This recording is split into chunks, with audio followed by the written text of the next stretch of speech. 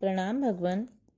भगवान, उपनिषदों के रत्न परम पूज्य ब्रह्मनिष्ठ महात्मा स्वामी हंसानंद जी महाराज का दिव्य ग्रंथ कृष्ण यजुर्वेदीय शाखा से कठोपनिषद से भगवान दूसरे अध्याय का और भगवान तीसरी बल्ली का 5वां और 6वां ये 2 मंत्र ले रहे हैं भगवान।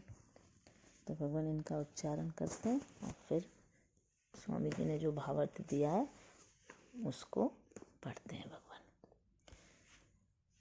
यथा आदर्शे तथा आत्मनि, यथा स्वप्ने तथा पितृलोके, यथा अप्सु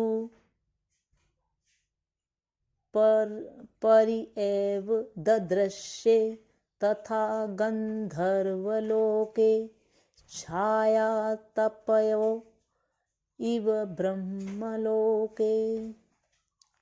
यथादर्शे तथात्मनि, यथा स्वप्ने तथा पितृलोके, यथाप्सु परिव ददृश्ये, तथा गंधर्वलोके छायातपयोरिव ब्रह्मलोके। भगवान इसका भावार्थ दे रहे हैं स्वामी जी। जैसे दर्पण में प्रतिबिंबित अपने मुख को स्पष्ट देखता है, वैसे ही निर्मल बुद्धि में आत्मा का स्पष्ट दर्शन होता है।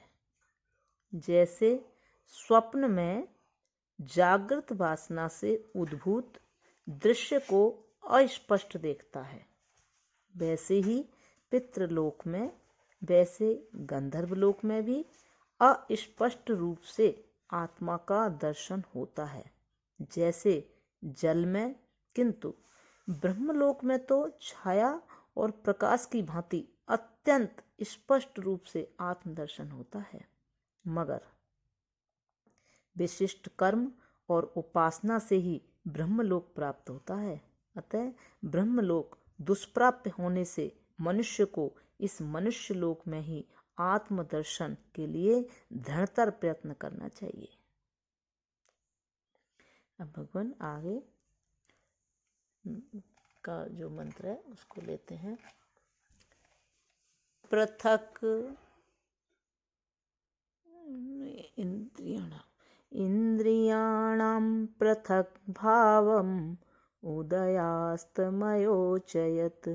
पृथग उत्पद्यमानानां मत्वा धीरो न शोचति। भगवान इसका भावार्थ दे रहे हैं स्वामी जी। अपने अपने आकाश आदि कारणों से, अपने अपने आकाश आदि कारणों से इंद्रिय आदि पृथक पृथक उत्पन्न होती हैं, परस्पर भी पृथक होती हुई आत्मा से भी पृथक होती हैं, परस्पर भी पृथक होती हुई आत्मा से भी पृथक होती हैं। यह इंद्रियों का पृथक भाव और सुषुप्त इत्यादि में उनकी ही उत्पत्ति प्रादुर्भाव होता है। यह इंद्रियों का पृथक भाव और सुषुप्ति इत्यादि में उनकी ही उत्पत्ति प्रादुर्भाव होता है, आत्मा का नहीं। इस प्रकार जानकर विवेकी पुरुष शोक नहीं करता।